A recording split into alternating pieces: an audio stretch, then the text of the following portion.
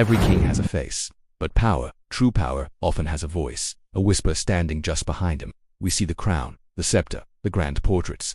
But what if I told you that throughout history, the person sitting on the throne was often just a figurehead, a symbol, while the real decisions were made in the shadows? Think about it. We are always fascinated by the monarchs, the emperors, the glorious rulers. But power isn't always about glory. Sometimes, it's about survival.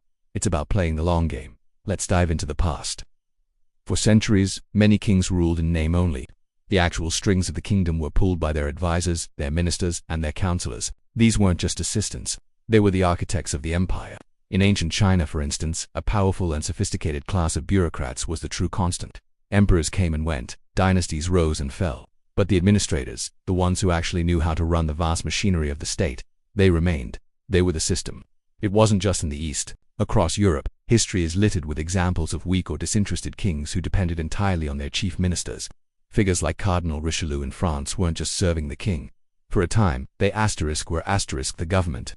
They controlled diplomacy, they masterminded wars, and they held the nation's purse strings, sometimes for decades. They were the ones with the knowledge, the network, and the ambition. So, why did this happen so often?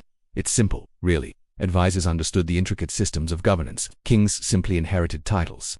And when a king dared to resist or challenge this hidden power structure, well, let's just say kings were far more replaceable than the system they were supposed to lead. Power prefers stability over glory, and a competent minister was often more stable than a reckless monarch.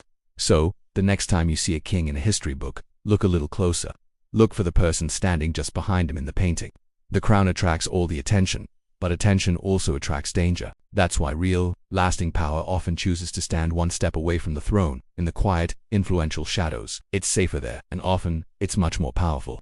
Thanks for watching. If you found this interesting, don't forget to like this video and subscribe for more dives into the hidden side of history.